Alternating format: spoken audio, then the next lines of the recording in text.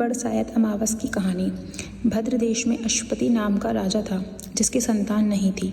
उसने बड़े बड़े पंडितों को बुलाया और कहा, मेरे संतान नहीं है, इसीलिए तुम ऐसा कोई उपाय करो जिससे मेरे संतान हो जाए।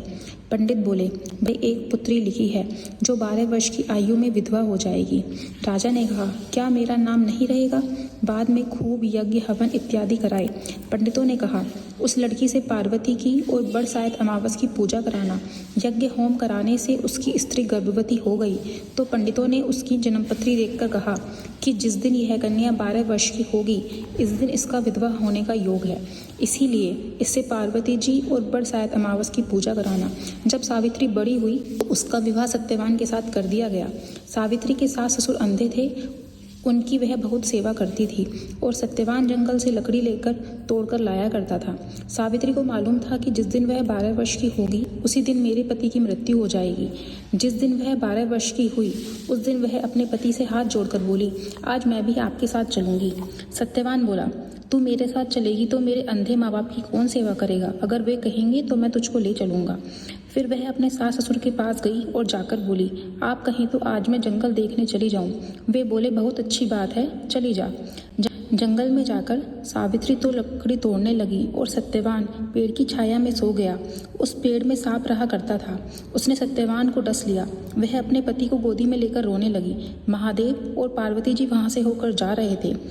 उसने उनके पैर पकड़ लिए और बोली, मेरे पति को जिंदा कर दो। वे बोले कि आज बरसायत अमावस है, उसकी तू पूजा करेगी तो तेरा पति जिंदा हो जाएगा। फिर वह खूब प्रेम से बड़ की पूजा करने लगी। बड़ के पत्तों का गहना बनाकर पहना जो हीरे मोती के हो गए। इतने में धर्मराज का दूत आ गया और उसके पति को ले जाने लगा। सावित्री ने उसके पैर पकड़ लिए। धर्मराज बोला कि तू वरदान मांग।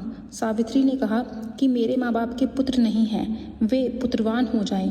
धर्मराज बोला कि सत्य वचन हो जाएगा। फिर वह बोली, मेरे सास ससुर अंधे हैं, उनके नेत्रों में ज्योति आ जाए। राज ने यह भी वर दे दिया, पर सावित्री ने धर्मराज का पीछा नहीं छोड़ा।